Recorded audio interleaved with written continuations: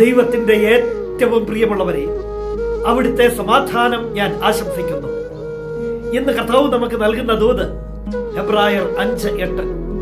പുത്രനായിരുന്നിട്ടും തന്റെ സഹനത്തിലൂടെ അവൻ അനുസരണം അഭ്യസിച്ചു.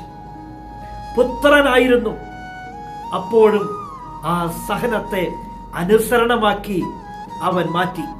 പുത്രനായിരുന്നിട്ടും തന്റെ സഹനത്തിലൂടെ അവൻ അനുസരണം അഭ്യസിച്ചു.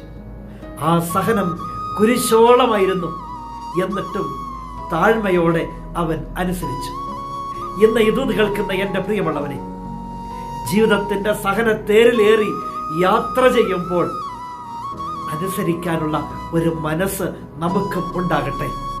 ഞാൻ നടക്കുന്നത് ഇന്ന് ദൈവത്തിന്റെ വഴിയിലാണെന്ന്, എൻ്റെ ദൈവത്തെ ഞാൻ അനുസരിക്കുകയാണെന്ന്. അങ്ങനെയെങ്കിൽ അനുസരണം ബലിയേക്കാൾ ശ്രേഷ്ഠമായി മാറും. നിന്റെ ദൈവം നിന്നെ സമൃദ്ധിയായി അനുഗ്രഹിക്കും.